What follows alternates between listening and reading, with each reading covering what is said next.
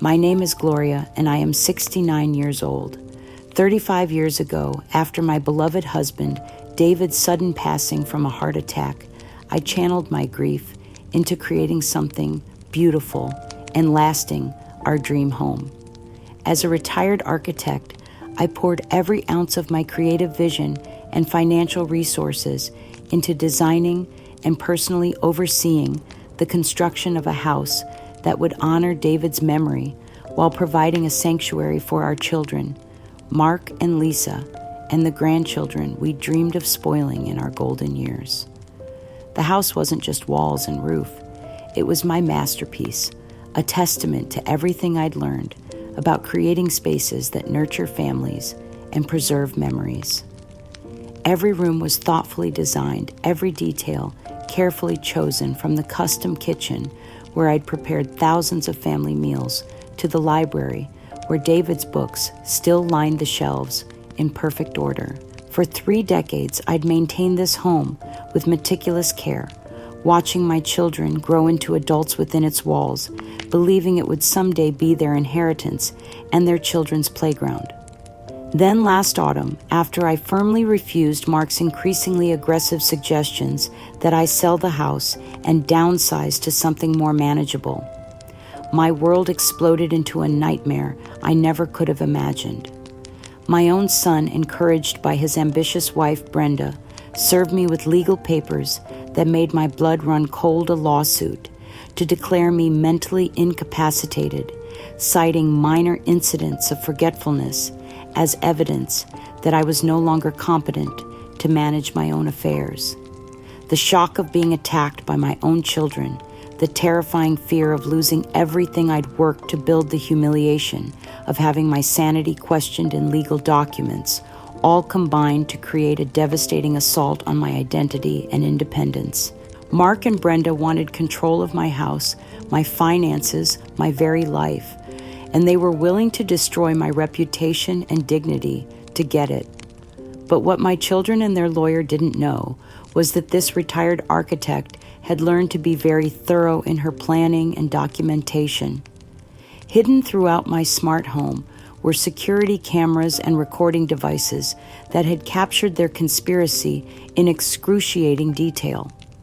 My comprehensive digital archive documented not only my home's perfect condition, but also every conversation Mark and Brenda had held about their plans to coach me into compliance or have me declared incompetent.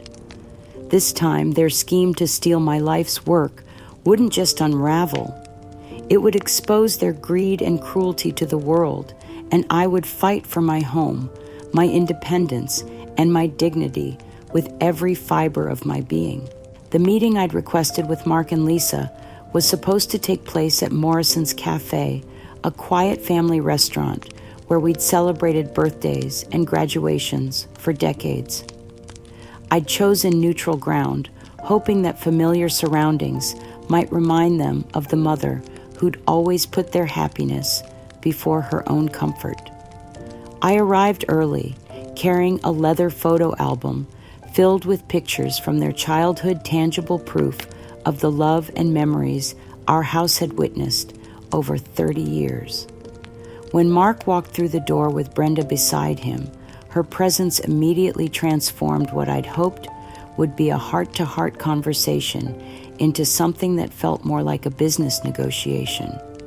Brenda's smile was perfectly practiced, the kind of expression she wore when entertaining clients at Mark's law firm, but her eyes held the calculating coldness of someone evaluating an opponent rather than greeting a family member. "Mom," Mark said, settling into the booth across from me with the brisk efficiency of someone conducting a necessary but unpleasant task. "We need to talk about your situation. The house, your finances, your future care needs. These are complex issues that require careful planning." Lisa arrived 10 minutes later, looking uncomfortable and avoiding eye contact as she slid into the booth beside Mark. My daughter had always been the peacekeeper in our family, but her body language suggested she'd already chosen sides in a conflict I was just beginning to understand. I opened the photo album to a picture of Mark and Lisa building a snowman in our front yard when they were 8 and 6 years old, their faces glowing with the pure joy that only children can feel when the world is exactly as it should be. Do you remember this day?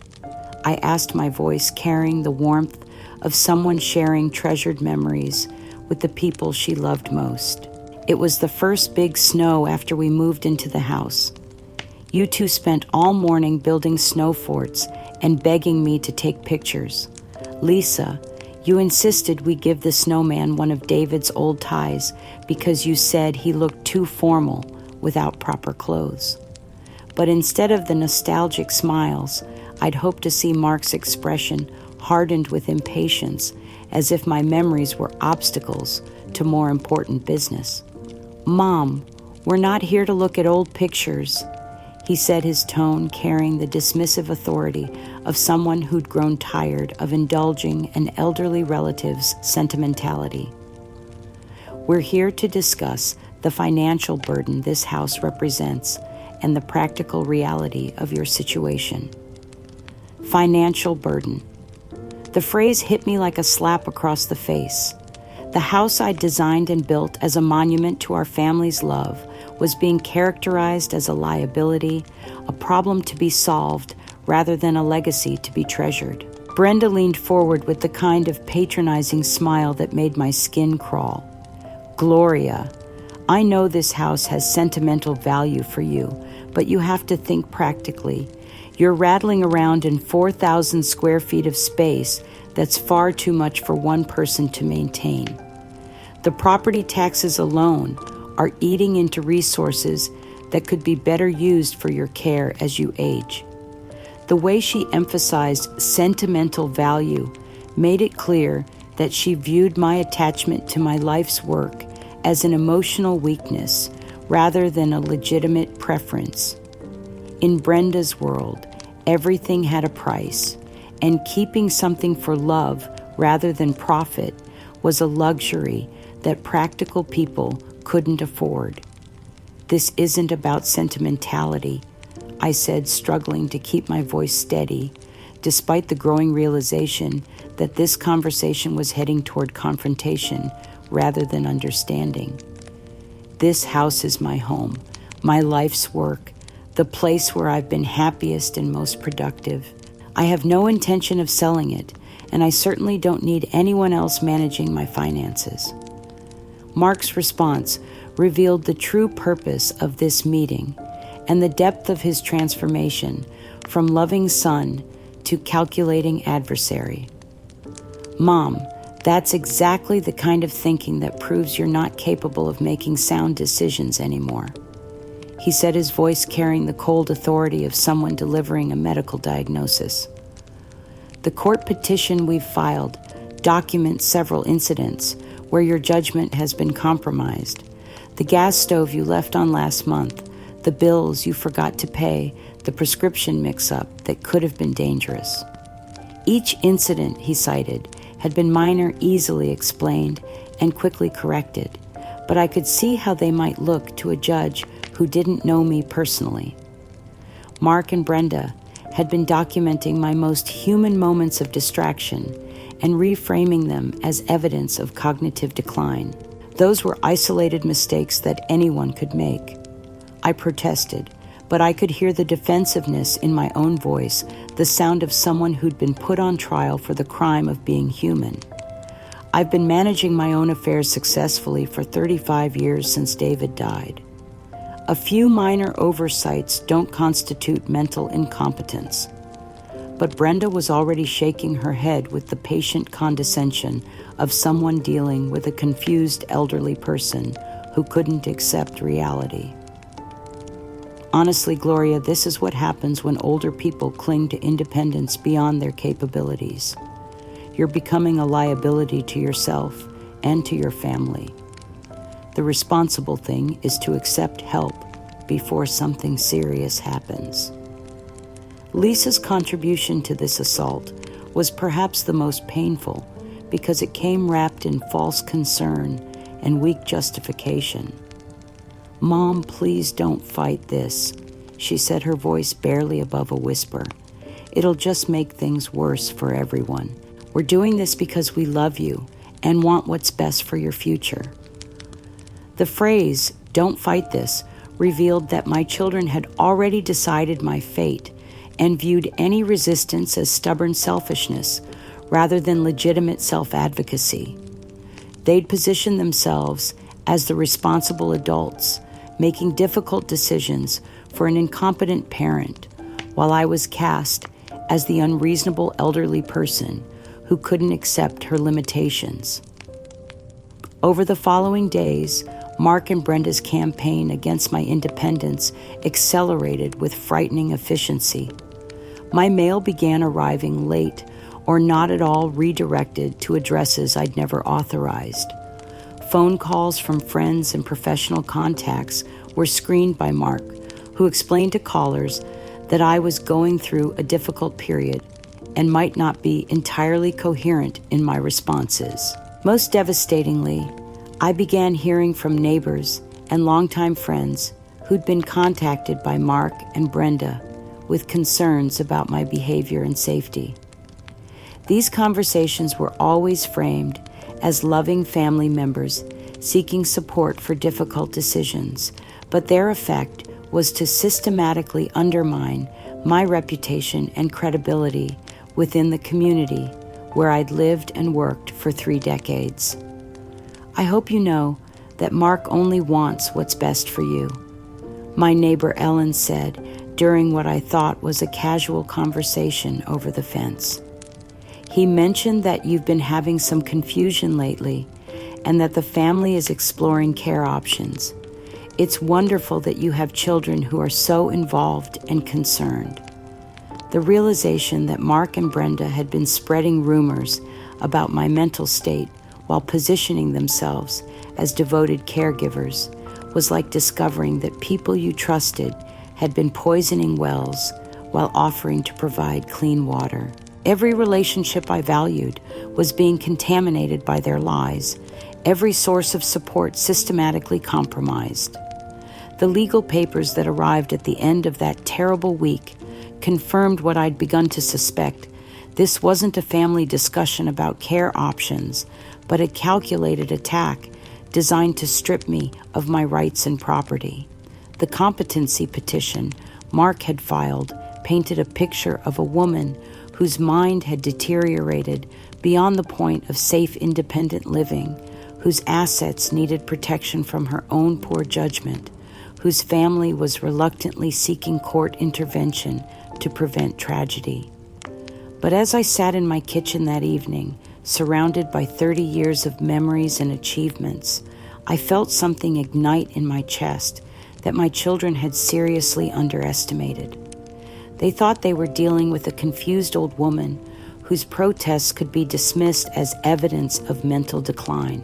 They were about to discover that this architect had learned to build more than houses, and that some foundations are strong enough to withstand any assault, no matter how well planned or ruthlessly executed. The escalation of Mark and Brenda's campaign against my independence took on a public dimension that made me feel like I was living in a nightmare where my own life had become someone else's business venture. Within days of our disastrous cafe meeting, they'd begun contacting my neighbors with what they called safety concerns about my ability to maintain my property and manage my affairs. Mrs. Patterson from next door called me on a Tuesday morning, her voice filled with the kind of worried concern that people reserve for discussing terminal illnesses or family tragedies. "Gloria, dear, I hope you don't mind me asking, but Mark stopped by yesterday to chat about your situation. He mentioned that you've been having some difficulties lately and that the family is concerned about you living alone in such a large house. He seemed to think the property maintenance might be becoming too much for you to handle safely." The implication was clear. Mark had positioned my perfectly maintained home as evidence of my declining capabilities, suggesting to neighbors that what they saw as meticulous care was actually dangerous neglect disguised by an aging woman's inability to recognize her own limitations. But the most shocking violation came when I returned from a routine doctor's appointment to find Mark Brenda and a real estate agent named Jennifer Walsh walking through my home as if they already owned it. They'd used Mark's spare key, the one I'd given him years ago, for emergencies to conduct what they called a preliminary market assessment. "Mom, you're back early," Mark said when he found me standing frozen in my own foyer, watching strangers evaluate the home I'd designed and built with my own hands. "We're just getting a sense of the property's current value and what improvements might be needed to maximize market potential." Market potential. He was discussing my life's masterpiece as if it were a commodity to be optimized for profit, rather than a home where his children had learned to walk, where his father had read bedtime stories, where 3 decades of family celebrations had created the foundation of our shared history.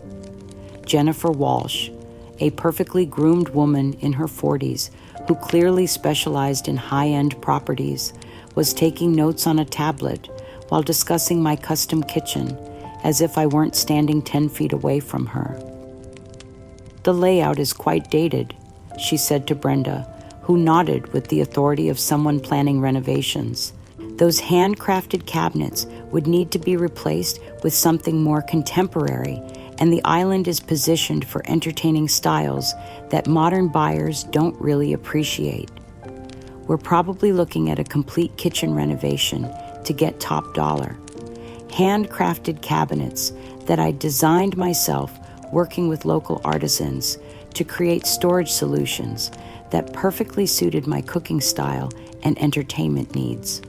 An island positioned to allow the cook to interact with family and guests based on decades of experience hosting holidays and celebrations. Elements of my home that represented thoughtful design and personal craftsmanship were being dismissed as obstacles to maximum profitability. The master suite is impressive," Jennifer continued, "but buyers in this price range expect walk-in closets and spa-style bathrooms. The current setup feels more like a comfortable bedroom than a luxury retreat. A comfortable bedroom where David and I had shared 30 years of marriage, where I'd grieved his loss and gradually learned to sleep alone, where morning sunlight still fell across the reading chair where he'd enjoyed his coffee and newspaper." They were discussing the most intimate space in my home as if it were a hotel room that needed updating to attract more affluent guests. But it was Mark's casual dismissal of the architectural details that had been my greatest pride that revealed how completely he'd disconnected from any understanding of what this house meant to me.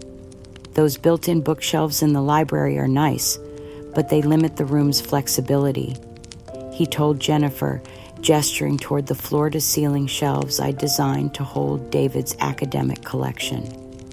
"Most buyers would prefer open space they can customize to their own needs." Those bookshelves had been my tribute to David's intellectual legacy, carefully proportioned to accommodate his rare first editions and research materials. They represented hundreds of hours of planning and construction collaboration with skilled craftsmen who understood the importance of creating something both beautiful and functional. Mark was suggesting they be torn out to create flexible space for strangers who would never understand their significance.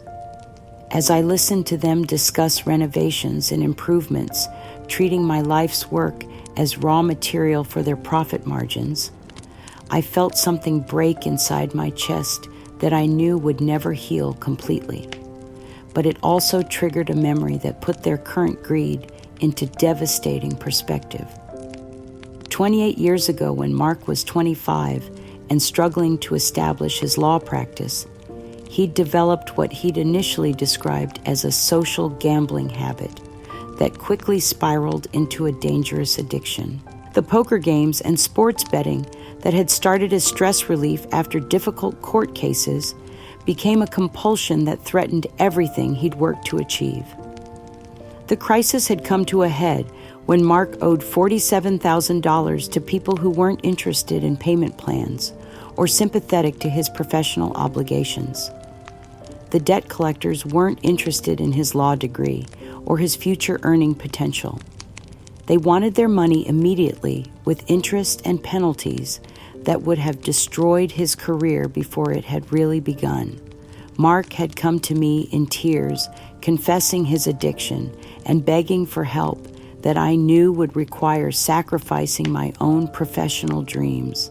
I'd been planning to expand my architectural firm using inherited commercial property from my father to build the kind of practice that could have made me financially independent and professionally respected throughout the region. Instead, I'd quietly sold that property to a development company, using the proceeds to pay off Mark's gambling debts while allowing him to believe the money had come from an insurance settlement related to David's death.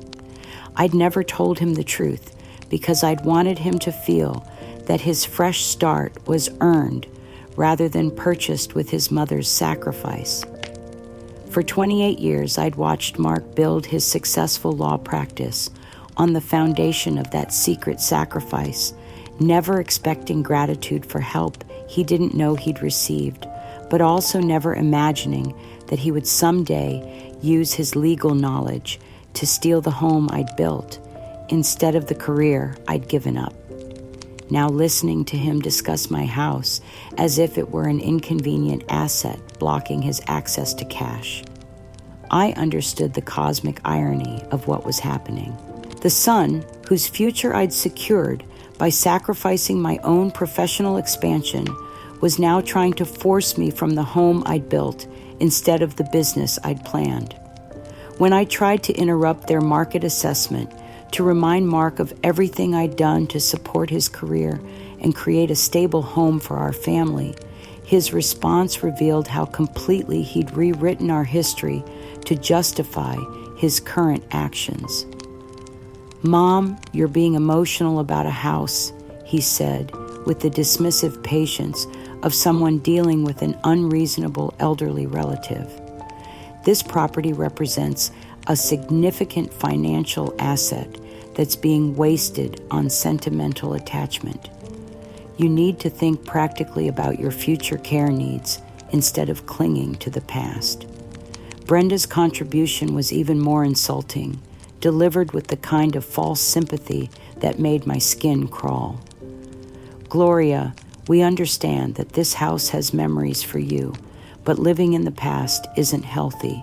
You need to focus on making smart decisions about your remaining years instead of being paralyzed by nostalgia." The casual dismissal of my life's work as nostalgia and living in the past was perhaps more painful than Mark's coldly practical assessment. These people were reducing 30 years of thoughtful design, careful maintenance, and loving stewardship to emotional weakness that needed to be overcome for my own good. That evening, after Jennifer Walsh had finished measuring rooms and calculating square footage, after Mark and Brenda had discussed staging strategies and timeline considerations after they'd left me alone in the house, they'd already mentally converted to cash, I received a phone call from Mr. Jenkins, their attorney. "Mrs. Castellano," he said, his voice carrying the practiced concern of someone delivering difficult news to confused elderly clients. "I wanted to follow up on the competency proceedings and discuss a settlement option that might be in everyone's best interests." Settlement option. As if my independence and dignity were negotiable commodities that could be traded for more convenient arrangements. "If you're willing to voluntarily accept Mark as your legal guardian and agree to the sale of your property," he continued, "we can ensure that you're placed in an excellent assisted living facility with all the care and support you'll need. This would avoid the stress and publicity of a contested hearing while protecting your assets for your family's future benefit. The offer was presented as generous consideration for my well-being, but I understood it was actually an ultimatum: surrender voluntarily or be destroyed publicly. Mark and Brenda were confident they could win a competency hearing, but they preferred to avoid the risk and expense if I could be intimidated into compliance. As I hung up the phone and sat alone in the kitchen, where I'd prepared thousands of family meals surrounded by the custom details that represented my life's greatest achievement, I felt the cold fury of someone who'd finally understood the true nature of the people she'd sacrificed everything to support. Mark and Brenda thought they were dealing with a sentimental old woman whose attachment to the past made her vulnerable to their manipulation. They were about to discover that this architect had learned to build more than beautiful houses, and that some foundations are strong enough to withstand any assault, no matter how well planned or ruthlessly executed.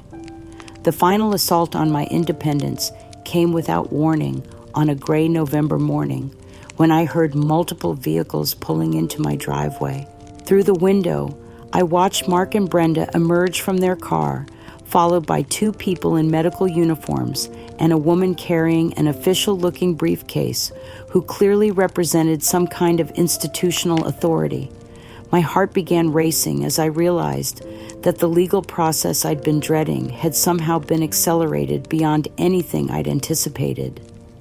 The competency hearing I'd been preparing to fight was apparently no longer necessary. Mark and Brenda had found a way to bypass my right to defend myself in court.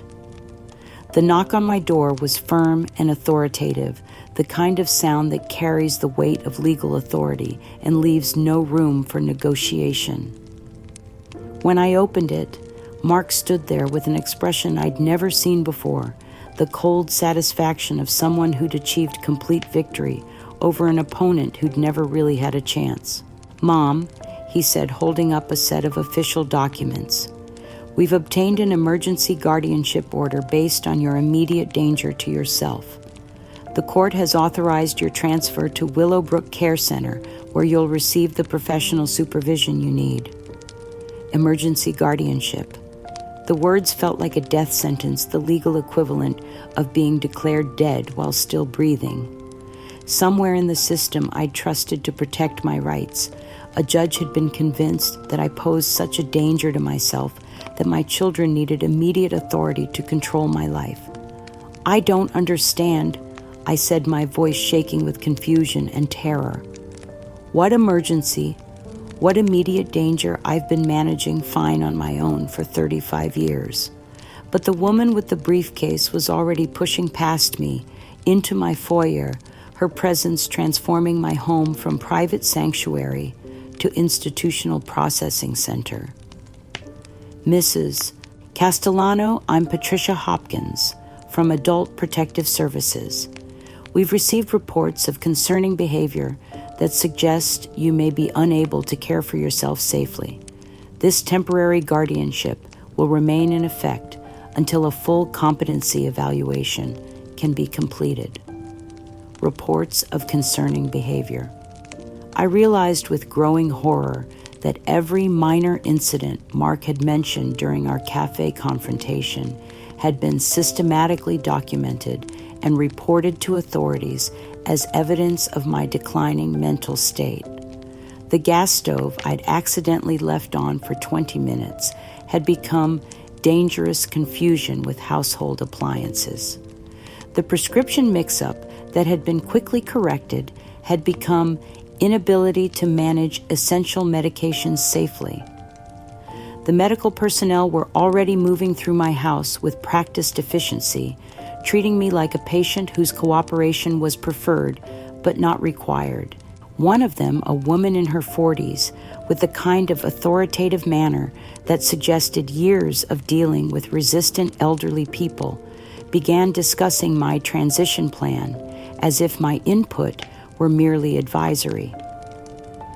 "We'll need you to pack a small bag with essential items," she said, consulting a checklist on her tablet. "Comfortable clothing, any medications you're currently taking, perhaps a few personal items that might help you feel more settled in your new environment." new environment. They were describing my exile from the home I'd designed and built, as if it were a vacation requiring careful packing, rather than the destruction of everything I'd worked to create and preserve. Lisa's presence in this nightmare was perhaps the most devastating element of the entire betrayal. My daughter stood in the background, tears streaming down her face, but her silence was louder than any words of support could have been. When I looked to her desperately hoping for some intervention or advocacy, she could only offer a weak whisper that barely carried across the room. "Mom, I'm sorry. I tried to talk them out of this, but Mark says it's what's best for everyone." Tried to talk them out of this. The phrase revealed that Lisa had known about their plans and had failed to warn me or help me prepare any defense. Her tears were real, but they represented guilt over her own cowardice rather than genuine opposition to what was happening to me. "Lisa, please."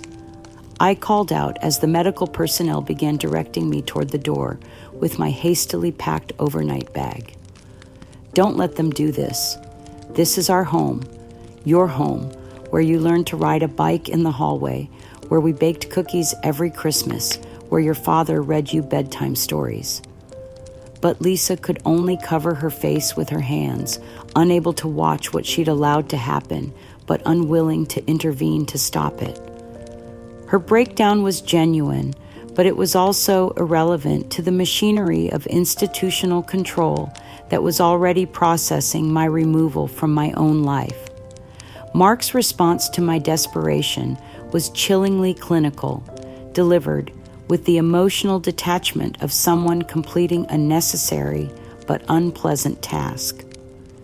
"The facility staff will help you adjust to your new situation," he said, nodding to the medical personnel who were already guiding me toward their van. "And you won't need your phone for now. It might be confusing to try to manage calls and contacts while you're settling in." The casual confiscation of my phone, presented as consideration for my well-being, was actually the final step in my complete isolation from any support systems that might interfere with their plans. Without communication access, I would be entirely dependent on their version of events and unable to seek help from friends, neighbors, or professional advocates who might question the legitimacy of my involuntary commitment. Brenda's parting comment, delivered with the triumphant satisfaction of someone who'd achieved a long-sought goal, revealed the true motivation behind this elaborate legal maneuver. "Honestly, Gloria, this house has been far too much for you for years. Think of this as a fresh start paid for by assets that were just sitting here, unused. You'll be much happier in a place designed for people with your needs." As the van pulled away from my driveway, I caught a final glimpse of the house I'd spent 30 years perfecting the architectural masterpiece that represented everything I'd learned about creating spaces that nurture families and preserve memories. Mark and Brenda were already standing on the front porch, discussing timeline and logistics with someone who was probably a real estate agent, planning the sale of my life's work while I was being transported to institutional exile. It was during my first night at Willowbrook Care Center, lying on a narrow institutional bed in a room that smelled of disinfectant and despair, that the most painful secret of my life finally demanded acknowledgement. The home they'd stolen wasn't just my architectural masterpiece. It was also the repository of David's final gift to our family, a legacy he'd died before he could reveal. David had been more than a beloved husband and devoted father. He'd been a brilliant academic whose research into government ethics had uncovered evidence of systematic corruption that he'd documented but never felt safe enough to expose. In the final months of his life, battling the heart condition that would eventually kill him, he'd begun incorporating hidden compartments and encoded messages into the architectural plans I was developing for our dream house. The built-in bookshelves that Mark wanted to tear out for flexibility contained concealed spaces where David had hidden documents that could expose decades of institutional fraud.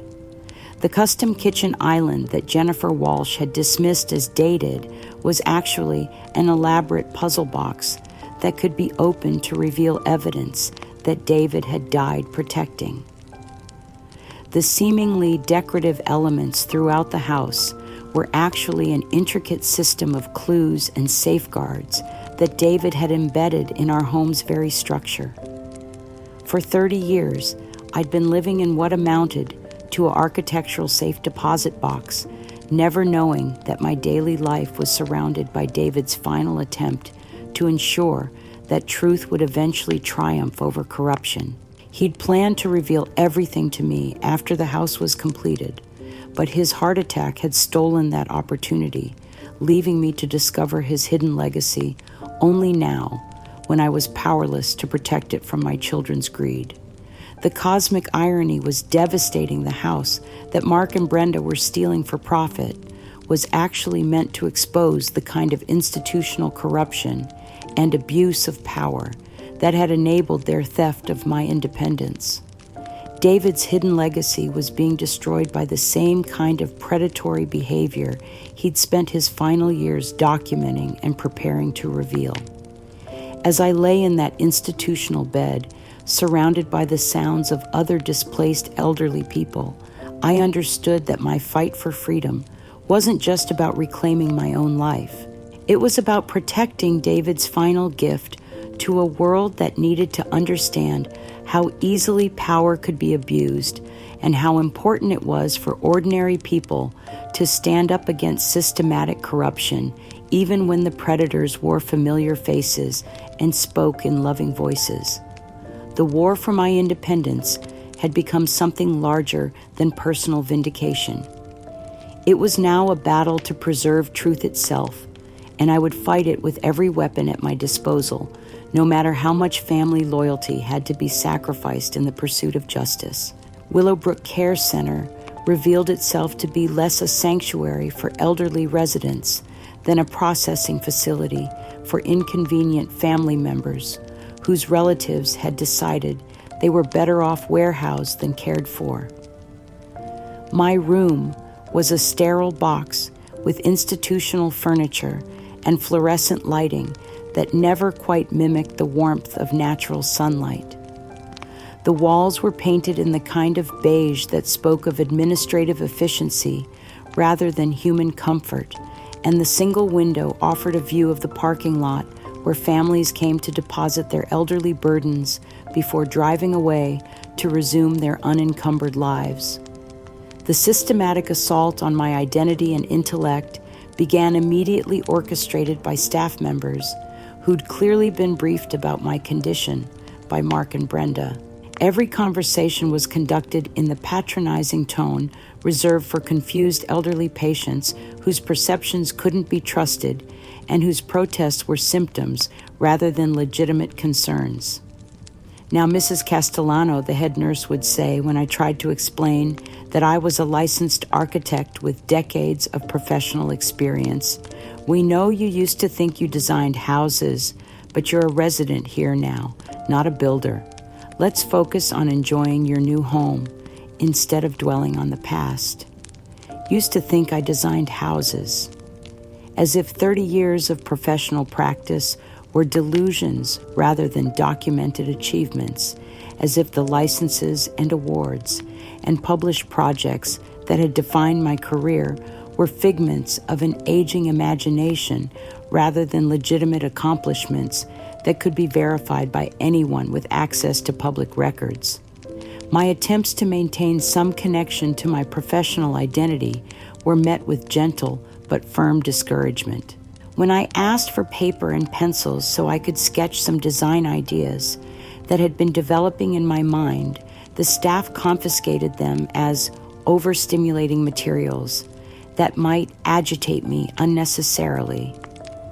When I tried to explain the architectural principles behind the building's poor ventilation and lighting design, my observations were dismissed as inappropriate criticism that showed I was struggling to adjust to my new circumstances.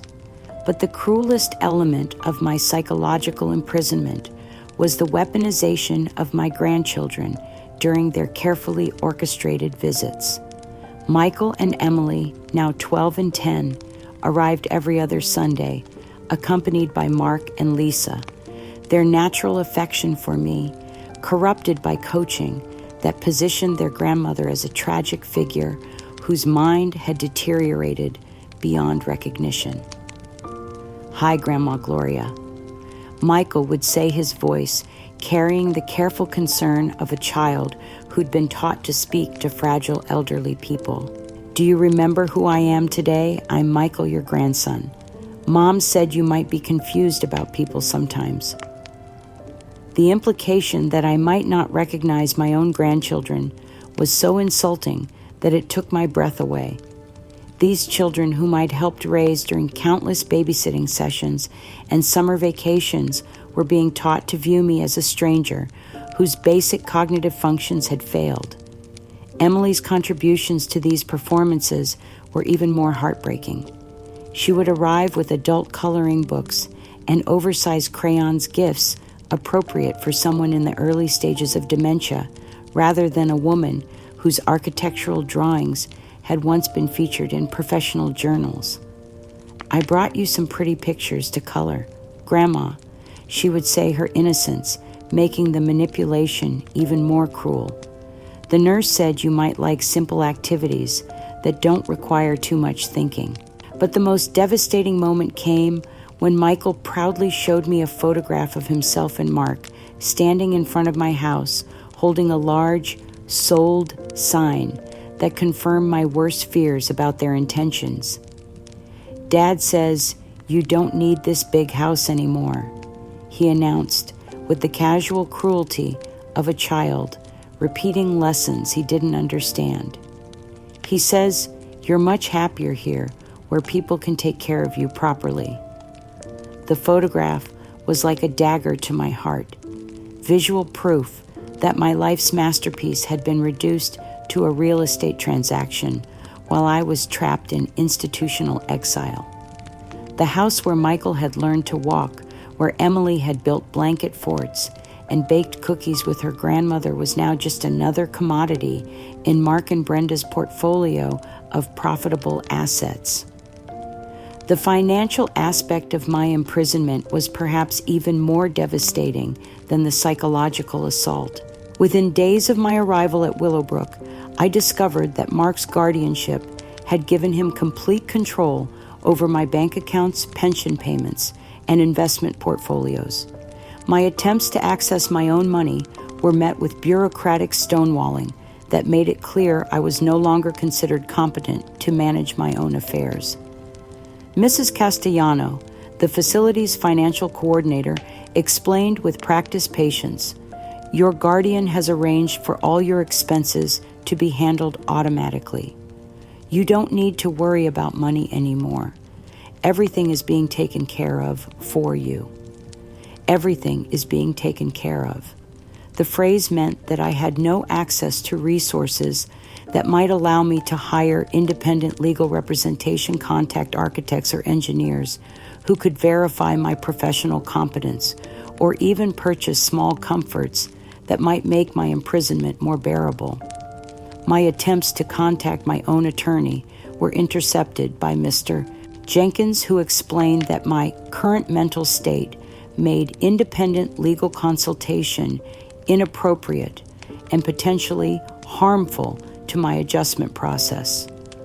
The web of control that Mark and Brenda had created was comprehensive, cutting off every avenue I might have used to challenge their authority or expose their lies.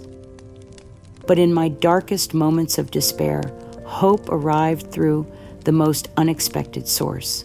Mrs. Patterson, a compassionate aide who'd only recently been hired at Willowbrook, approached me one evening with something she'd found mixed in with the generic artwork that decorated residents' rooms.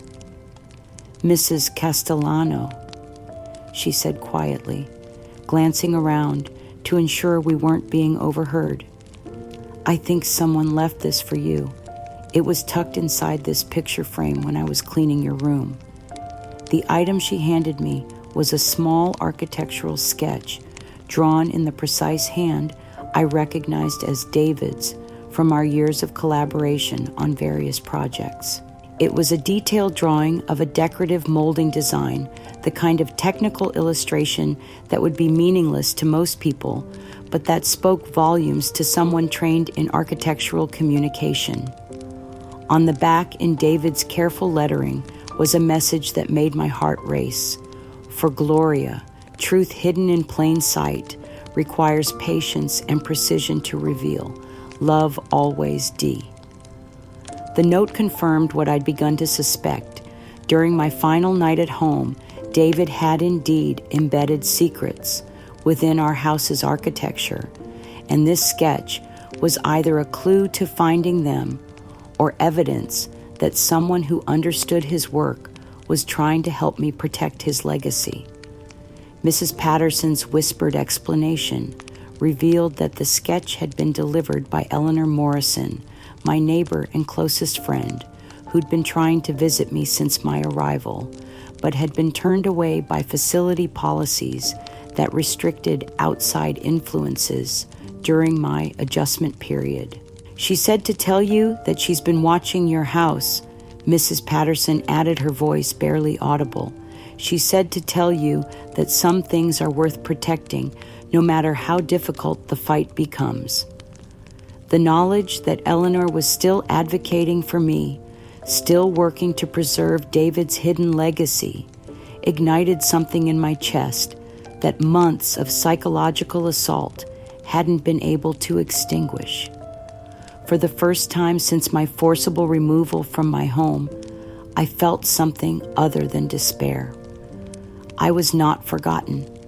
I was not alone.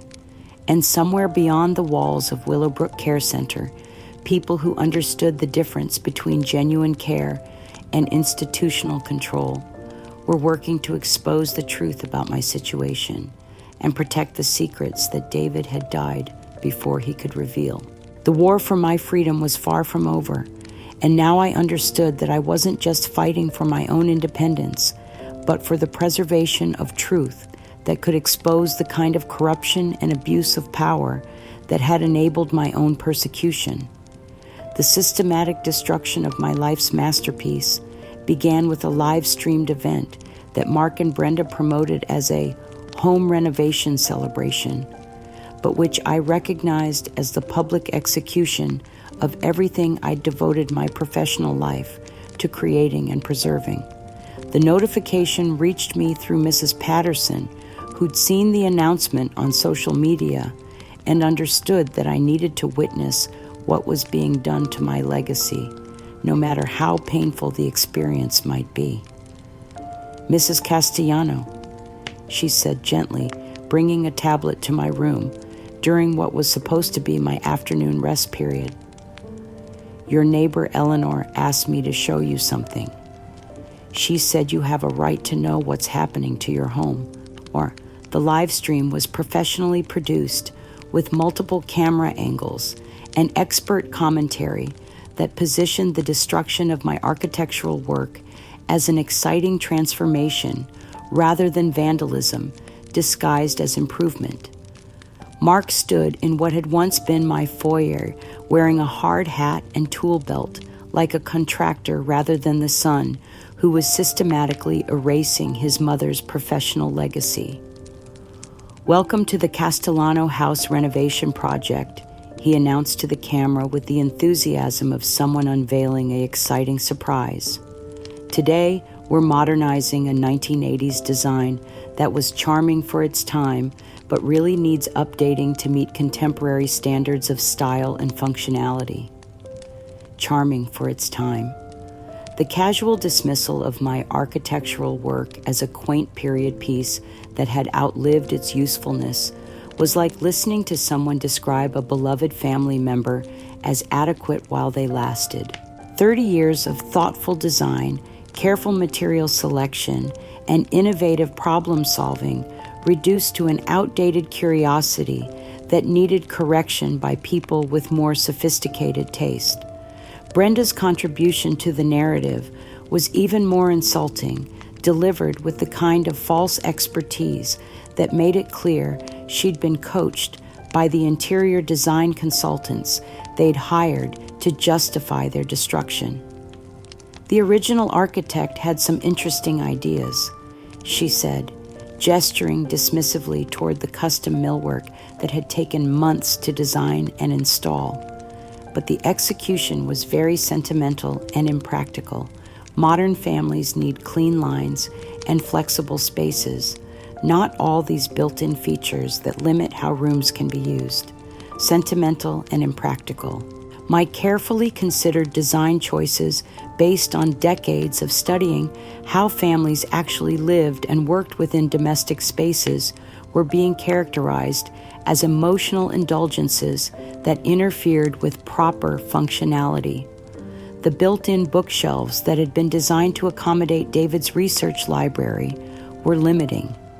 The breakfast nook that encouraged family conversation was inefficient. The window seat where my grandchildren had loved to read was wasted space. But the most devastating moment came when they began the actual demolition, starting with the signature archway I designed to frame the transition between the living and dining areas.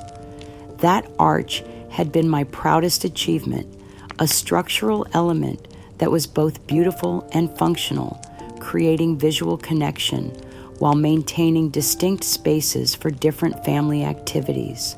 This archway is actually a perfect example of outdated design thinking, Mark explained to the camera as workers prepared to remove it. It creates visual barriers that make the space feel chopped up and small. Contemporary open-plan design flows much better and makes the whole area feel larger and more inviting. The first sledgehammer blow to my archway felt like a physical assault on my own body. 30 years of careful planning, months of collaboration with skilled craftsmen, and countless hours of refinement reduced to rubble that would be hauled away in construction dumpsters. I watched my son smile as each swing of the hammer destroyed something I'd created with love and professional expertise. The live stream audience was encouraged to comment and share their opinions about the transformation, and the responses revealed how successfully Mark and Brenda had positioned themselves as rescuers rather than destroyers. "Amazing improvement," wrote one viewer. "The original design was so dated and cramped. This is going to be gorgeous when it's finished." Another comment praised their courage in making difficult but necessary changes to update a house that had good bones but terrible execution. The most painful element of the entire spectacle was the inclusion of Michael and Emily in what Mark called a family participation segment. My grandchildren were filmed helping to paint over a hand-painted mural I'd created in the breakfast nook, a whimsical garden scene that had taken me weeks to complete and that had delighted every child who'd eaten breakfast at that table. "Look, we're helping to make Grandma's old house all new and pretty," Emily announced to the camera, her innocent enthusiasm breaking my heart as she applied primer over the delicate flowers and butterflies I'd painted with my own hands. Michael's contribution was even more devastating. "Dad says Grandma's old decorations were too busy and confused. Now everything will be clean and simple, just like she needs in her new home. Too busy and confused." My grandson was unconsciously repeating the narrative that positioned my artistic vision as evidence of mental clutter that needed to be simplified for my own good. The mural that had brought joy to countless family breakfasts was being erased as if it were graffiti, rather than a loving grandmother's gift to her family. The physical impact of watching my life's work being destroyed was more severe than I'd anticipated. The stress-induced tremors that began during the demolition of my archway escalated into what the facility's medical staff diagnosed as a panic attack, but which felt more like watching my own murder being broadcast for entertainment. Mrs. Patterson had to summon the nurse when I collapsed in my chair, my breathing shallow, and my vision blurred by the horror of witnessing my own professional legacy being systematically erased by the people I'd sacrificed everything to support and protect. But the cruelest blow came the following day when Mr. Jenkins arrived at Willowbrook with what he described as a generous settlement offer that would put this entire matter to rest permanently.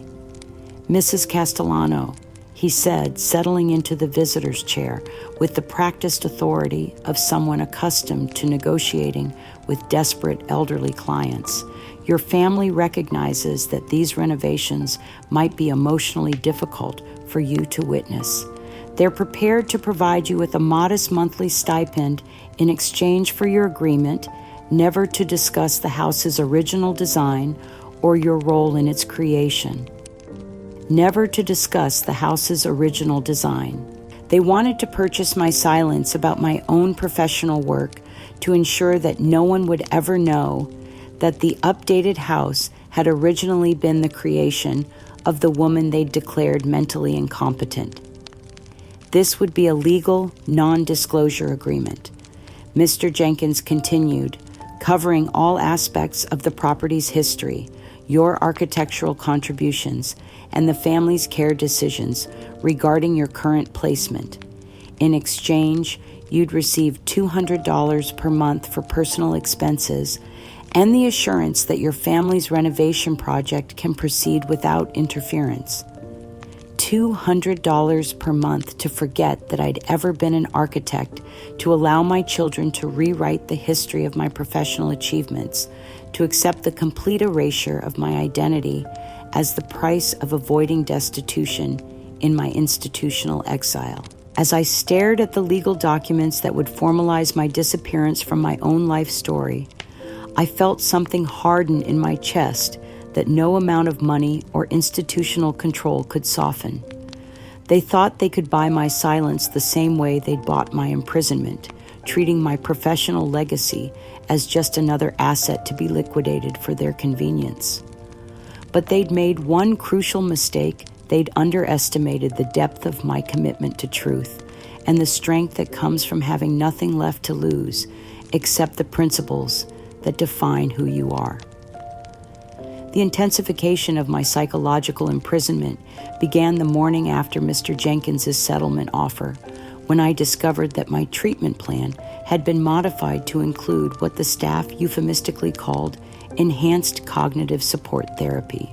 The changes had been authorized by Mark as my guardian, supposedly based on my continued resistance to accepting reality and my increasing agitation about issues that no longer concern me. Dr. Rebecca Walsh, the facility's staff psychiatrist, explained the new regimen with the kind of professional concern that made institutional control sound like medical necessity.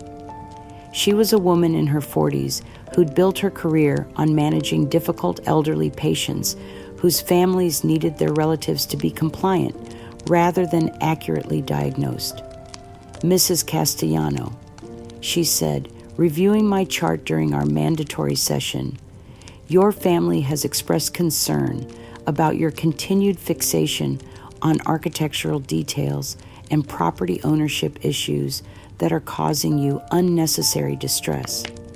We're going to help you find peace by focusing on your current reality rather than dwelling on past activities that may be confusing you.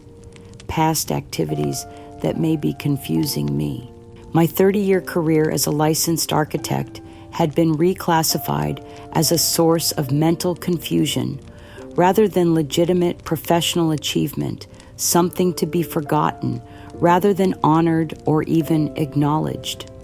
The enhanced therapy included increased dosages of anti-anxiety medication that left me drowsy and mentally foggy unable to think clearly enough to articulate protests that might be taken seriously by staff members who were already convinced of my incompetence.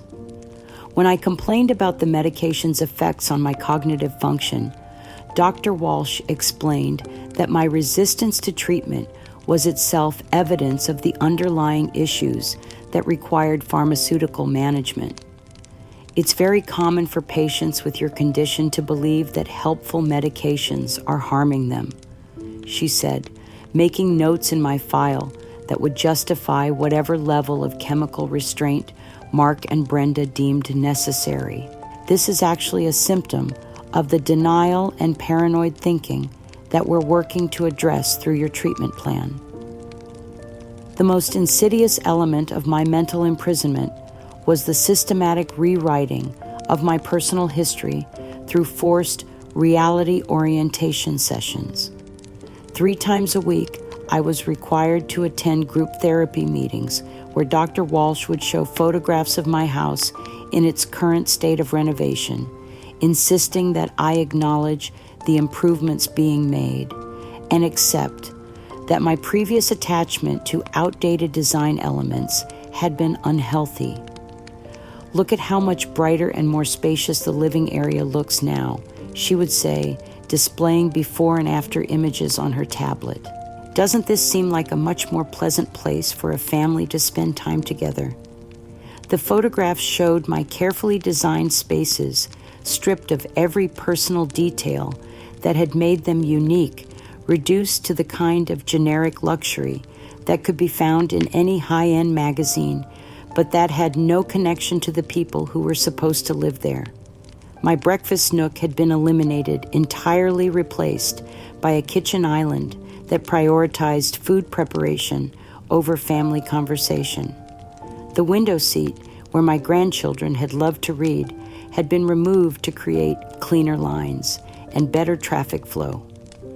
When I tried to explain the architectural principles behind my original design choices, Dr. Walsh would interrupt gently but firmly, steering the conversation away from confabulation and toward acceptance of current circumstances. Mrs. Castellano, she would say, "We understand that you have strong feelings about houses and decorating, but it's important to distinguish between professional architectural work and personal preferences. Your family has hired qualified contractors and designers to make improvements that reflect current standards and their own lifestyle needs. Personal preferences versus professional architectural work. My licensed expertise was being reclassified as amateur opinion, my carefully considered design decisions dismissed as emotional attachment that interfered with objective assessment of what modern families actually needed.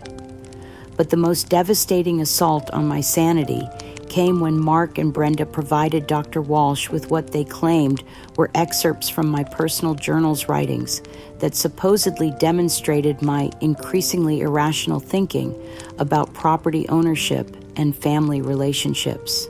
The journal entries they shared were genuine but heavily edited, spliced together to create statements I'd never actually made, and removing context that would have explained my legitimate concerns about their behavior. A passage where I'd written about my pride in designing a house that would serve multiple generations had been edited to suggest I was obsessed with controlling how other people lived. My reflection on David's intellectual legacy had been altered to make it sound like I was creating fantasy stories about hidden treasures that proved my grip on reality was deteriorating. Your own writings show a pattern of grandiose thinking and persecution fantasies, Dr. Walsh explained, reading from the manipulated excerpts during one of our sessions. These thoughts about secret architectural features and hidden documents suggest that you've been struggling with reality-based thinking for quite some time. The weaponization of my own words against me was perhaps more devastating than any other element of their psychological assault. Mark and Brenda had turned my private thoughts into evidence of mental illness, using my honest reflection on my life and work to justify their theft of my independence and property. The visits from Michael and Emily became increasingly painful as their parents' coaching grew more sophisticated and cruel. They would arrive with gifts that reinforced the narrative of my cognitive decline, simple puzzles designed for children, large print books with elementary vocabulary, and craft projects that required no skill or creativity. "Look, Grandma Gloria," Emily would say, pulling out a kit for making friendship bracelets. "We thought you might like something easy and fun to do with your hands, since you used to like making things." Used to like making things. As if my decades of creating complex architectural drawings and overseeing construction projects had been a hobby rather than a profession. As if my current imprisonment had somehow eliminated my capacity for skilled work, rather than simply denying me access to the tools and materials I needed. Michael's contributions were even more heartbreaking, because they revealed how thoroughly his parents had convinced him that my professional competence had been an illusion. "Dad showed me some of your old drawings," he said during one visit, his voice carrying the kind of gentle concern that children use when talking to confused elderly relatives. "He said you used to think you were a real architect, but that was just something you enjoyed pretending to be. He said it's okay, that you can't remember things correctly anymore. Used to think I was a real architect." The casual dismissal of my professional credentials, delivered by my own grandson, who'd been taught that my legitimate accomplishments were delusions requiring correction, was like listening to someone deny that I'd ever existed as a competent adult. But in my deepest despair, trapped by medication and institutional control, surrounded by people who insisted that my memories of my own life were symptoms of mental illness, I managed one final act of resistance. Using a pencil stub I'd hidden in my pillowcase and a scrap of paper torn from a magazine, I drew a small architectural symbol that only someone with professional training would recognize, a section mark with specific dimensional notations that had been part of David's work on government building projects. The drawing was meaningless to anyone without architectural knowledge, but Eleanor Morrison had been David's research assistant years before she'd become my neighbor and friend. If I could get this message to her, she would understand that my mind was still sharp and that David's hidden legacy was in immediate danger from people who had no idea what they were destroying in their eagerness to profit from our home. Mrs. Patterson, the one staff member who'd shown me genuine kindness, agreed to deliver my message during her off-duty hours, understanding that my plea for help was not the paranoid fantasy that my family claimed it was, but the desperate communication of a competent woman who'd been imprisoned by people who preferred her powerless rather than protected. As she tucked the small drawing into her pocket, promising to find Eleanor and deliver my coded message, I felt hope kindle in my chest for the first time in months. The war for my sanity and freedom was about to enter a new phase, one where professional allies who understood the difference between legitimate expertise and convenient lies would finally have evidence of my true mental state. Eleanor Morrison's investigation into David's hidden legacy began the moment she received my coded architectural message delivered by Mrs. Patterson during a clandestine meeting in the parking lot of a grocery store, miles from Willowbrook Care Center. For 30 years, Eleanor had assumed that David's academic work on government ethics had ended with his death, but my desperate communication revealed that his final research project had been embedded within our home's very structure. As a former research assistant who'd helped David document institutional corruption during his early career, Eleanor understood immediately what my architectural symbol meant and why the timing of her investigation was so critical. Mark and Brenda's renovation project wasn't just destroying my professional legacy. It was threatening to expose or eliminate evidence that David had hidden away for future revelation. Eleanor's careful examination of the house's construction documents, obtained through her connections at the county planning office, revealed architectural anomalies that confirmed my desperate message. Structural elements that seemed purely decorative actually served as markers for hidden compartments. Electrical and plumbing systems included access points that led to concealed spaces. The built-in bookshelves that Mark was planning to remove contained sophisticated mechanisms for accessing David's final archive of documents. But Eleanor's investigation took on new urgency when she witnessed Mark and Brenda's growing frustration with what they discovered during their renovation project. Through careful observation of the construction site, she learned that their contractor had encountered architectural features that didn't appear on any of the original blueprints, hollow spaces within walls pipes that led to nowhere, and electrical conduits that seemed to serve no practical purpose. There's definitely something weird going on with this house, she overheard the contractor telling Mark during one of their site meetings. These walls are thicker than they should be, and there are access panels that aren't marked on any of the plans. It's like the original architect was hiding something inside the structure itself. Mark's response revealed that what had started as simple greed was evolving into something more dangerous, the systematic search for hidden assets that might increase the value of their theft.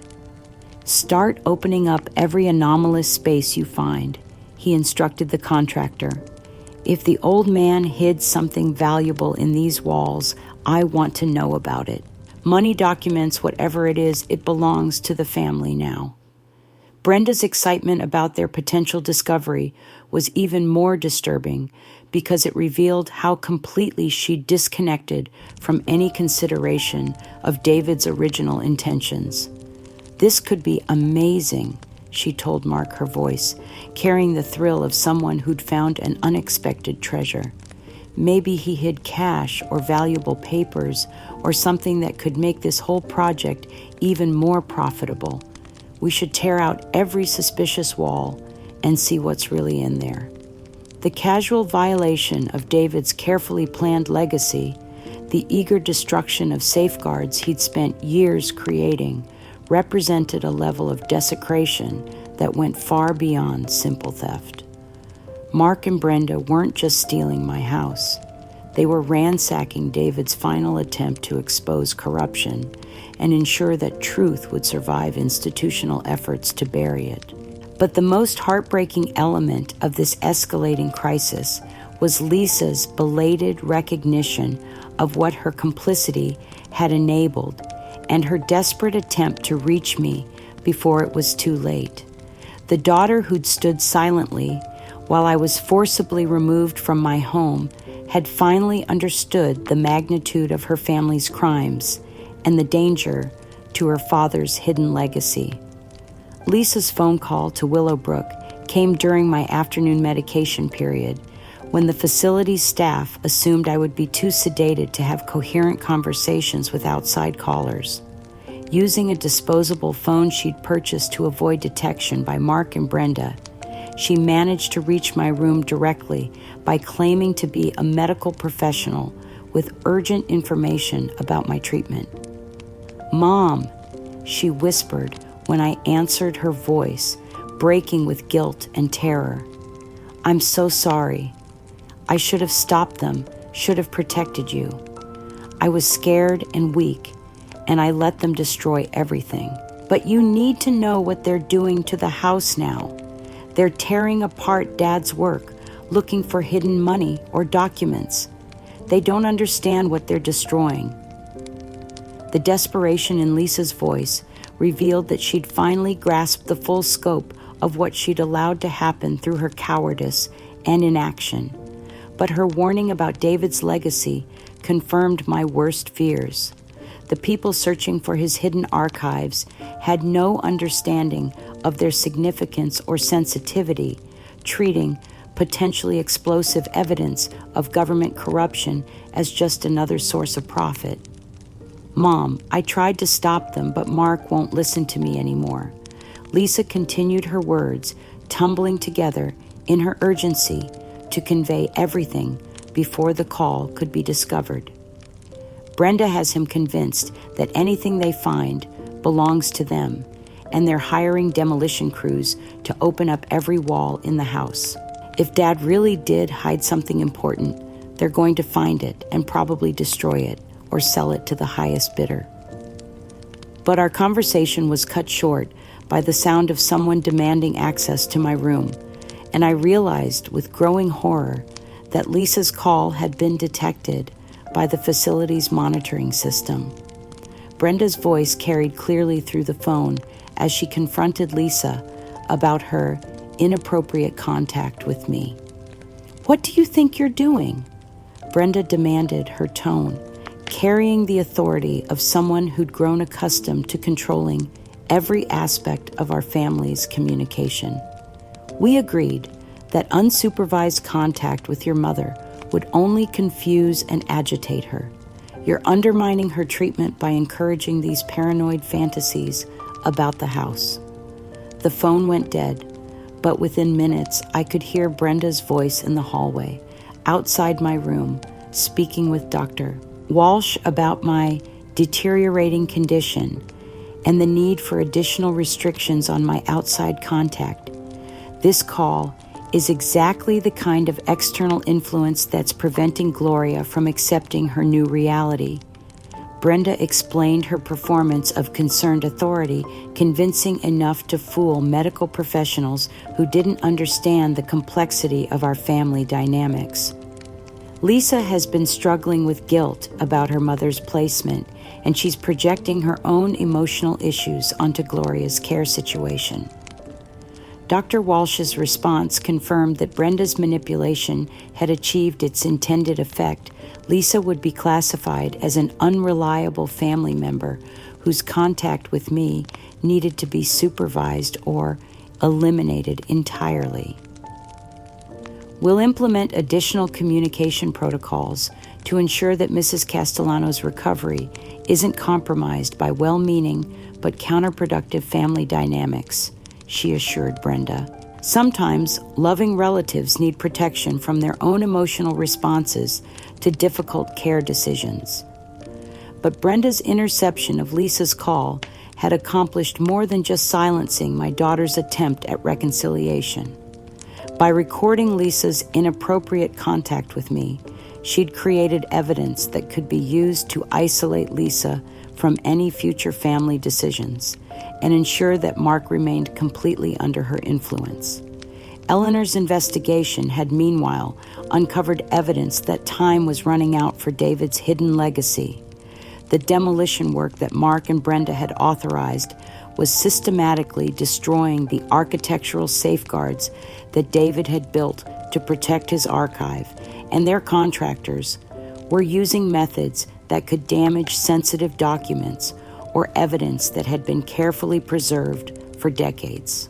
When Eleanor contacted the elder law attorney I'd worked with during happier times, explaining the threat to both my freedom and David's hidden research, she finally found an advocate who understood that this case involved far more than a family dispute over care arrangements. "Mrs. Morrison," the attorney said, after reviewing Eleanor's evidence about the hidden architectural features and Brenda's systematic isolation tactics, "what we're looking at isn't just elder abuse or property theft. If Mr. Castellano really did embed evidence of government corruption within that house's structure, then we're dealing with the potential destruction of materials that could be significant to ongoing federal investigations." For the first time since my forced institutionalization, I had advocates who understood that my fight for freedom wasn't just about personal vindication, but about protecting truth that extended far beyond my individual circumstances. The war for my independence had become a race against time to preserve David's final gift to a world that needed to understand how easily corruption could flourish when good people remained silent in the face of institutional abuse. The emergency hearing that would determine not only my freedom, but the fate of David's hidden legacy took place on a crisp January morning in the Springfield County Courthouse. The media attention surrounding my case had transformed what might have been a routine guardianship dispute into a national story about elder abuse, institutional corruption, and the power of architectural genius to preserve truth across decades. I entered that courtroom, walking steadily with Eleanor's support, my mind clearer than it had been in months, thanks to the independent medical evaluation that had confirmed what I'd known all along. I was mentally competent, professionally qualified, and completely capable of managing my own affairs. The months of forced medication and psychological manipulation had left me physically frail, but intellectually sharp, and I was ready to reclaim not only my independence, but David's legacy. Richard Morrison, the elder law attorney Eleanor had contacted, had assembled a formidable legal team that included architectural experts, federal investigators interested in David's hidden research, and medical professionals who specialized in detecting and reversing the effects of institutional gaslighting.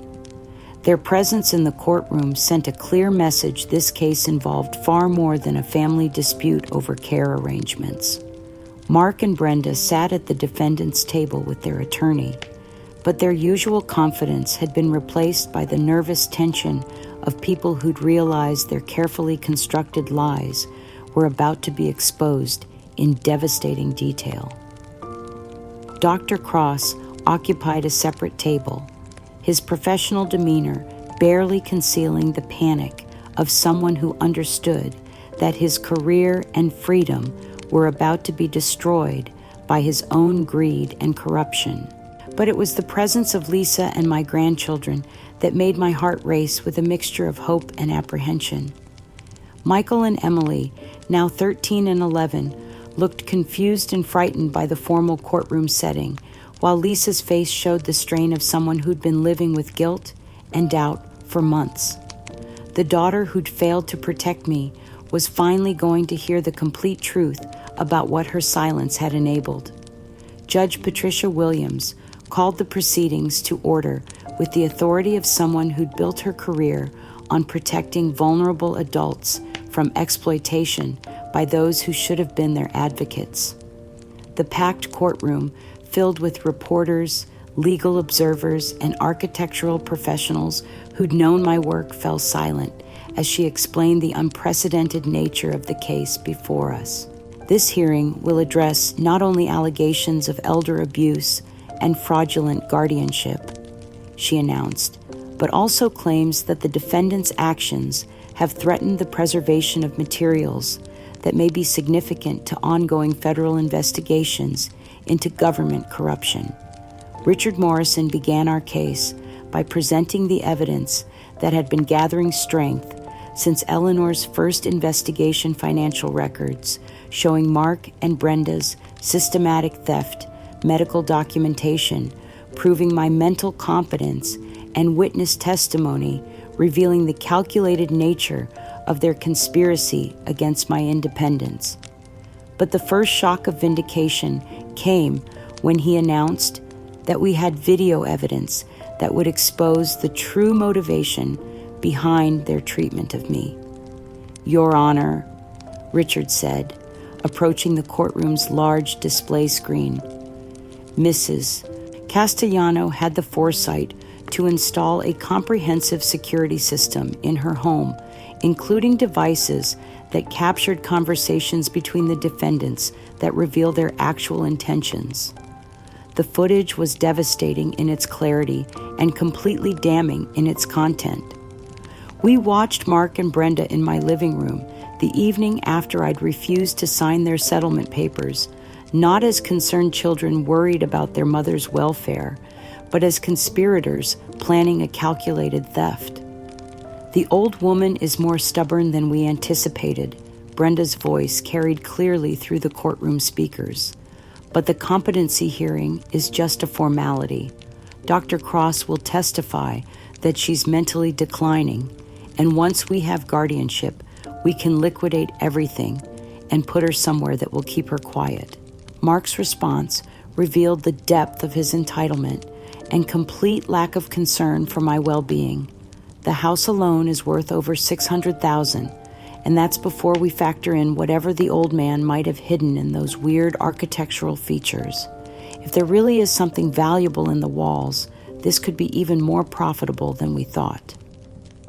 The courtroom was absolutely silent as we listened to my own children discuss my future as if I were an obstacle to be removed rather than a person with rights and feelings.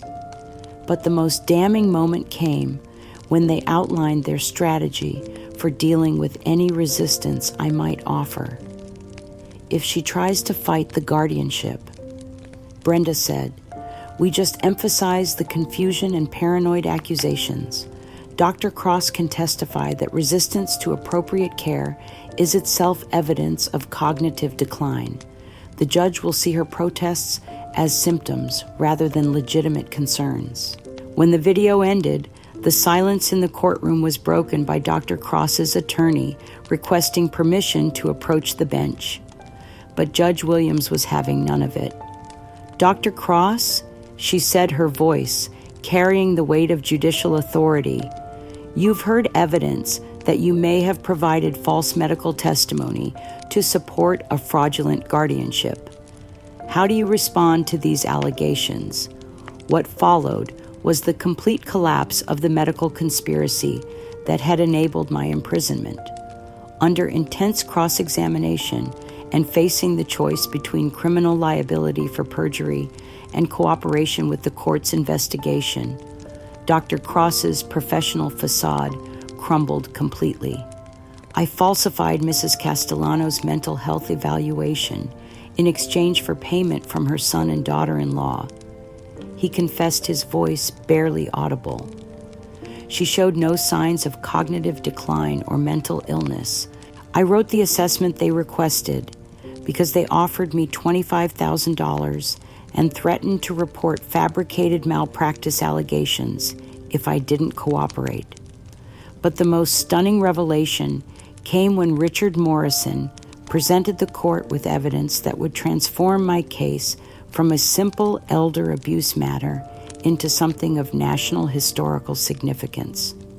Your Honor, he announced, subsequent investigation has revealed that Mrs. Castellano's late husband, Dr. David Castellano, embedded a sophisticated archive within the house's architectural structure. This archive contains evidence of government corruption that Dr. Castellano documented but died before he could reveal. The defendant's renovation project has threatened to destroy materials that may be crucial to ongoing federal investigations. The court ordered inspection of my house, conducted by a team of neutral architects, and broadcast, live to ensure transparency, revealed the true scope of David's final gift to posterity. Behind the built-in bookshelves that Mark had wanted to remove for flexibility, the inspection team discovered a hidden chamber containing filing cabinets full of meticulously organized documents, photographs, and recordings that detailed decades of institutional corruption. But the most powerful evidence was David's final video message recorded in the months before his death and preserved in a climate-controlled compartment he'd designed specifically for that purpose. My beloved Gloria. His voice filled the courtroom as his image appeared on the large screen. If you're watching this, it means you've discovered the archive I've spent years creating within our home. The documents you'll find here represent my life's work, documenting corruption that extends to the highest levels of government. I couldn't reveal this truth while I was alive because the forces involved would have destroyed our family, but I trust you to ensure that justice is eventually served. The revelation that my confused attachment to my home had actually been protecting evidence of national importance, combined with the video proof of my children's conspiracy, and Dr. Cross's confession created a perfect storm of vindication that left my opponents with no possible defense. Mark's reaction to this cascade of revelations provided the most dramatic confirmation of his guilt and character. As the evidence mounted and his lies were systematically exposed, his carefully maintained composure finally shattered completely. "This is all fabricated," he screamed, launching himself from his chair with a violence that sent his attorney scrambling for safety. "She set us up. She's been planning this for years. She manipulated everyone." When he lunged toward me, apparently intending to physically attack me in open court, 2 bailiffs intercepted him, wrestling him to the ground as he continued screaming incoherent denials and accusations. The violent breakdown confirmed everything the evidence had suggested about his character. Brenda's attempt to flee the courtroom was intercepted by court officers, but her capture was almost anticlimactic compared to the drama of Mark's complete psychological collapse. The woman who'd orchestrated my systematic abuse through manipulation and lies was reduced to desperate sobbing as she realized that her elaborate scheme had not only failed, but had exposed her to criminal prosecution. But the moment that healed my heart, even as it broke, it was Lisa's reaction to learning the complete truth about what she'd allowed to happen through her cowardice. My daughter rushed from the gallery to my side, falling to her knees and sobbing with the kind of agonized guilt that comes from understanding how profoundly you failed someone you should have protected. "Mom, I'm so sorry." She wept, her arms wrapping around me, as if she could somehow undo months of abandonment through the intensity of her remorse. I knew something was wrong, but I was too scared to fight them. "I let them destroy you, and I let them destroy Dad's legacy. Can you ever forgive me?" Michael and Emily watched their father's arrest and their mother's breakdown with the confused sadness of children whose world had been turned upside down by adult lies and corruption. But when they looked at me, I saw recognition dawning. This was their real grandmother, the strong woman who designed beautiful houses and protected important secrets, not the confused patient they'd been taught to pity. As Judge Williams called for order and Mark was removed from the courtroom in handcuffs, I felt a complex mixture of vindication and sorrow. The truth had finally been heard.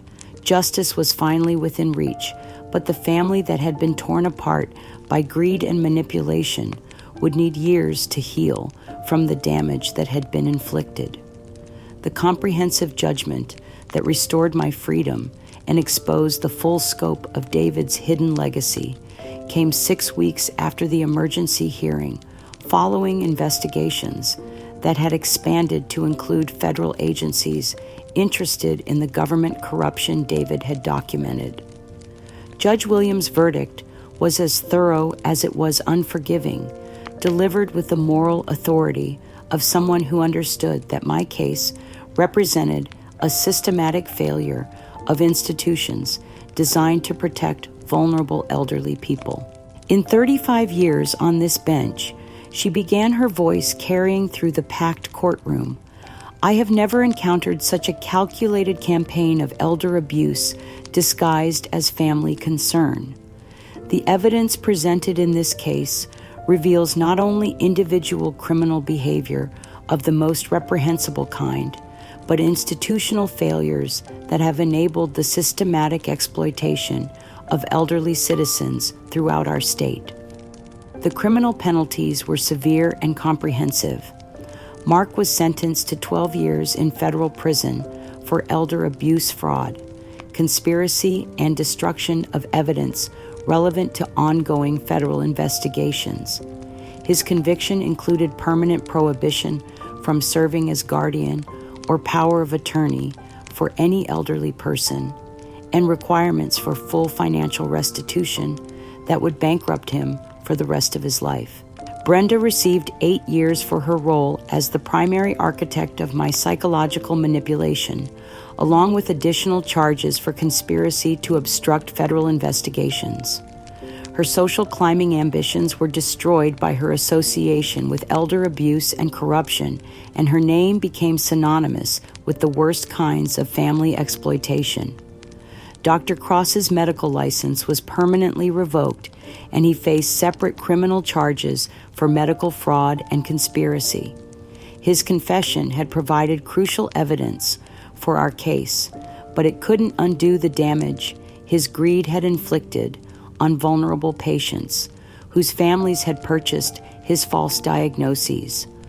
But the criminal convictions were only the beginning of the justice that followed from our case.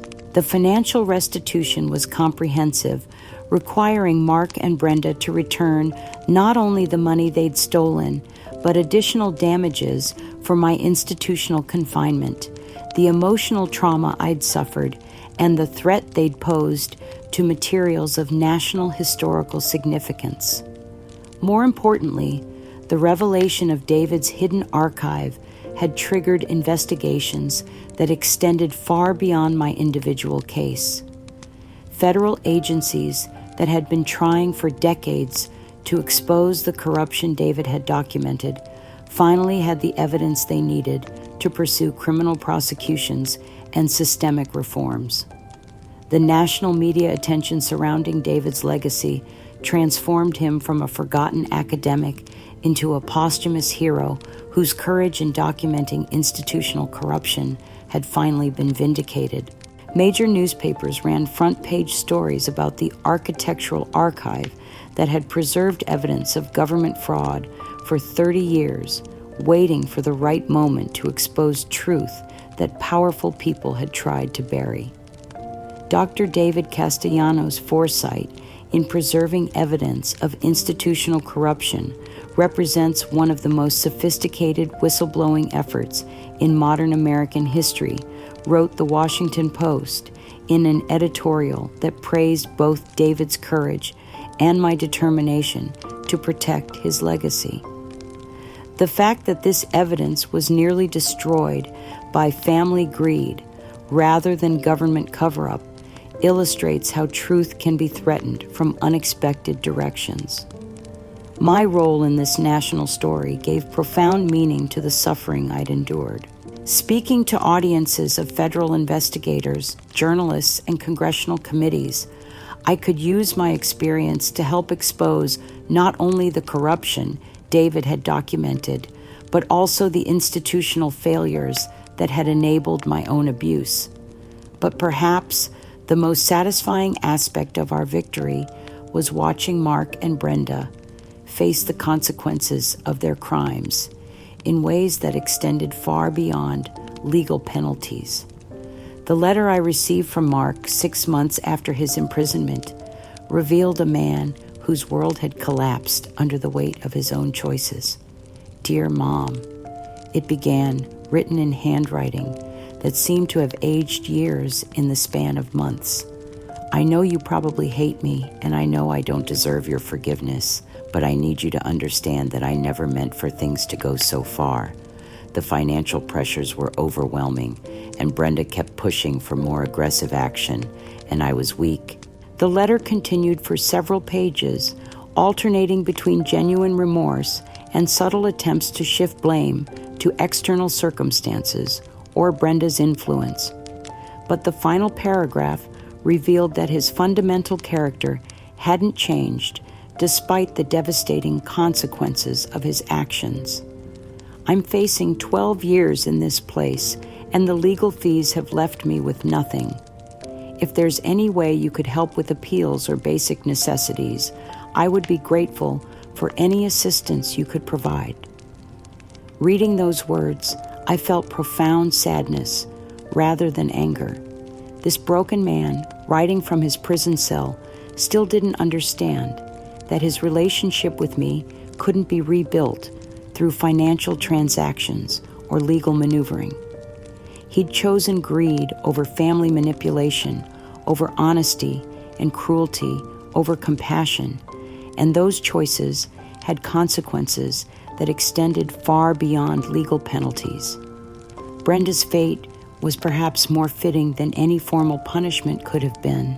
Her attempts to rebuild her reputation in other communities had been unsuccessful, as the national media coverage of our case had made her name synonymous with elder abuse and family exploitation. She'd become a pariah whose association with institutional corruption made her unemployable in any position requiring trust or responsibility. But the most profound transformation was Lisa's journey from complicit bystander to fierce advocate for elder rights and historical preservation. The guilt she felt over her role in my persecution and the threat to David's legacy became the driving force behind a complete reconstruction of her character and priorities. "Mom," she said during one of our early reconciliation conversations, "I can't undo what I failed to do when you needed me most, and I can't bring back the months you lost to their abuse. But I can spend the rest of my life making sure other families don't suffer what we did, and I can help preserve Dad's legacy in the way it deserves." Lisa's commitment to making amends went far beyond words. She enrolled in legal advocacy courses, volunteered with elder rights organizations, and became a powerful speaker at conferences about family exploitation and the importance of protecting both elderly independence and historical evidence from destruction by greedy relatives. More importantly, she dedicated herself to rebuilding our relationship with the same intensity she'd once applied to avoiding difficult confrontations. Our connection grew stronger as we worked together on preservation projects, traveled to speaking engagements about David's legacy, and spent quiet evenings talking about the family we'd been and the family we could become. Michael and Emily's healing was slower and more complex, requiring extensive therapy to help them understand how they'd been manipulated into participating in their grandmother's persecution and the near destruction of their grandfather's life work. But children are remarkably resilient, and with Lisa's patient guidance and my own determination to rebuild our relationship, they gradually rediscovered the love and respect that Mark and Brenda's lies had temporarily poisoned. My new role as a guardian of David's legacy and advocate for elder rights gave profound meaning to everything I'd suffered. Every speaking engagement where I could honor David's courage, every family I helped protect from similar exploitation, every piece of legislation that strengthened protections for elderly people and historical preservation represented a victory that justified the pain I'd endured to achieve it. The work was emotionally demanding, but deeply satisfying, transforming my personal trauma into protection for others and ensuring that David's sacrifice would continue to serve justice for generations to come. My complete vindication had restored my financial security, my reputation, and my legal rights. But more importantly, it had given me a purpose that extended far beyond my individual circumstances. 3 years after Judge Williams restored my freedom and dignity, I stood in the restored library of my beloved home, surrounded by David's books and the hidden archive that had finally revealed his life's most important work to the world. The morning sunlight streamed through windows that I designed to capture the best natural light for reading and contemplation, illuminating spaces that had been returned to their original purpose as sanctuaries for thought and creativity. My house had been completely restored, not just to its original condition, but enhanced with accessibility features that acknowledged my physical limitations while preserving the architectural integrity that had made it my masterpiece. The built-in bookshelves that Mark had wanted to destroy for flexibility now held Not only David's academic collection, but also the published volumes that had resulted from his hidden research, government reports, congressional testimony, and judicial decisions that had reformed the institutions he'd spent years documenting. Lisa arrived every morning to help with correspondence and appointments, but our relationship had evolved far beyond simple caregiving into a partnership based on shared purpose and mutual respect. My daughter had become my closest collaborator in the work of preserving David's legacy and protecting other elderly people from the kind of exploitation we'd survived. "Mom," she said, as she sorted through the morning's mail, which included invitations to speak at architectural conferences and requests for interviews about David's impact on government reform, "the National Archives wants to discuss a permanent exhibit about Dad's work. They're calling it one of the most significant contributions to institutional transparency in the past 50 years. The recognition that David's courage was finally receiving gave profound meaning to everything we'd endured to protect his archive. Major universities were incorporating his research into their curricula on government ethics, and federal agencies were using his documentation methods as models for future whistleblowing efforts. My own professional reputation had been not only restored, but enhanced by the courage I'd shown in protecting both my independence and David's legacy. Architectural organizations that had once questioned my mental competence now invited me to speak about the importance of preserving both elderly autonomy and historical evidence from family exploitation. But perhaps the most meaningful aspect of my restored life was the work I did with other elderly people whose families had targeted them for financial exploitation or institutional control. The support group I facilitated met twice weekly in my restored living room, the same space where Mark and Brenda had once plotted my destruction, now serving as a sanctuary for survivors who understood that age didn't diminish our right to dignity and self-determination. The hardest part isn't forgiving the people who hurt you. I told our newest member, a 74-year-old retired teacher, whose son had tried to have her declared incompetent so he could sell her home. The hardest part is learning to trust your own judgment again after people you loved convinced you that your perceptions were wrong. My relationship with Michael and Emily had deepened into something more authentic and meaningful than anything we'd shared before the crisis that had nearly destroyed our family.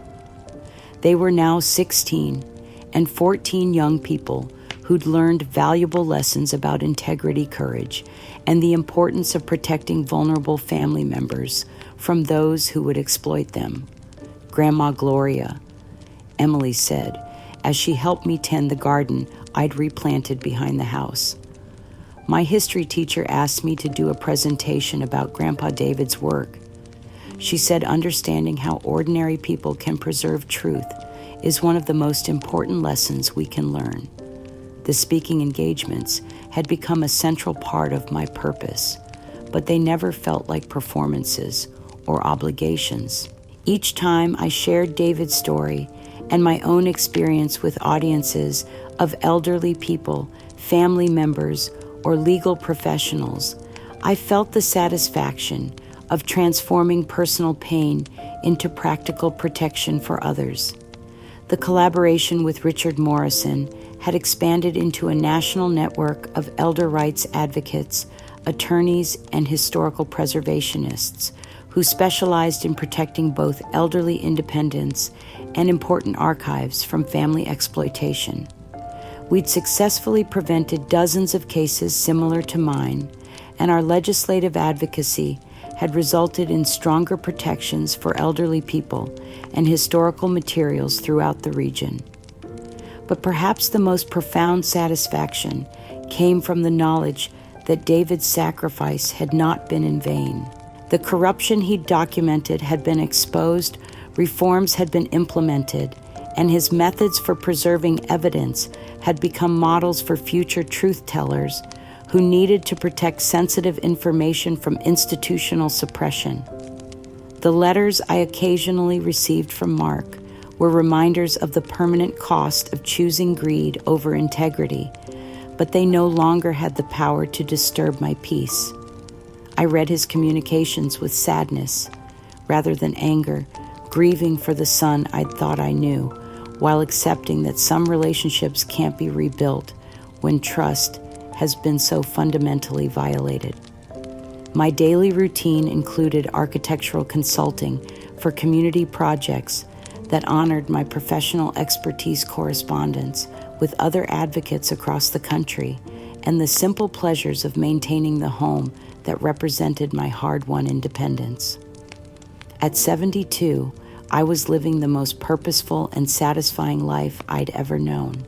The recognition that came with my advocacy work felt meaningful because it honored both my professional achievements and David's courage while amplifying voices that were too often ignored.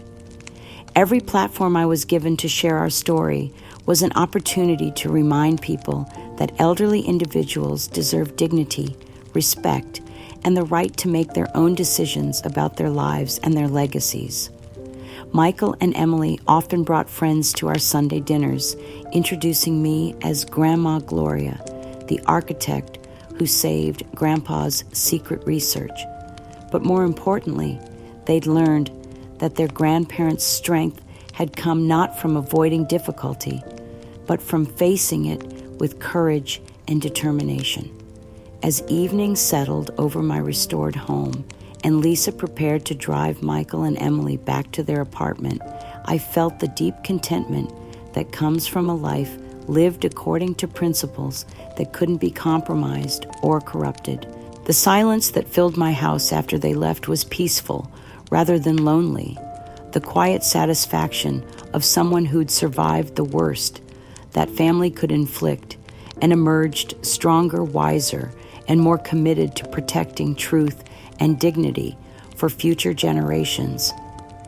The war for my freedom had been won completely, but more importantly, it had been transformed into a campaign for justice that would continue long after my own story had ended, ensuring that David's courage and my determination would protect others from the kind of exploitation that had nearly destroyed us both.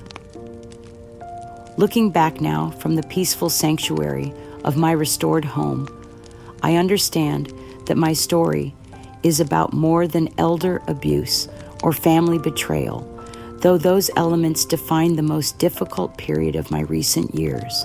It's about the fundamental human right to maintain our dignity and autonomy as we age, and the courage required to fight for those rights when the people we trust most try to steal them away for their own gain. For 8 months, I lived in the institutional hell that Mark and Brenda created through their systematic manipulation and fraud, watching my life's work be destroyed while being told that my protests were evidence of mental decline. I lost my home, my independence, my sense of safety, and nearly lost my sanity to a conspiracy so elaborate that it convinced an entire community I was incompetent rather than victimized. But I also discovered that some things cannot be stolen, manipulated, or destroyed by people who mistake cruelty for cleverness.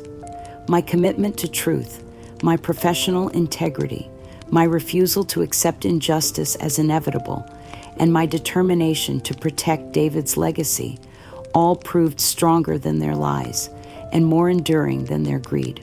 The victory was complete in every sense that mattered. Mark is serving his prison sentence. The institutions that enabled my abuse have been reformed, and David's courage in documenting government corruption has finally received the recognition it deserved. But the personal transformation has been even more profound than the public vindication. Lisa's journey from complicit bystander to fierce advocate has rebuilt our relationship on a foundation of shared purpose, rather than mere biological connection. Michael and Emily have learned that strength comes from standing up for what's right, even when what's right isn't convenient or comfortable. The work I do, protecting both elderly people and historical legacies, has given meaning to suffering that once seemed senseless. At 72, I've learned that family isn't just about who shares your blood. It's about who chooses to stand with you when standing alone seems impossible.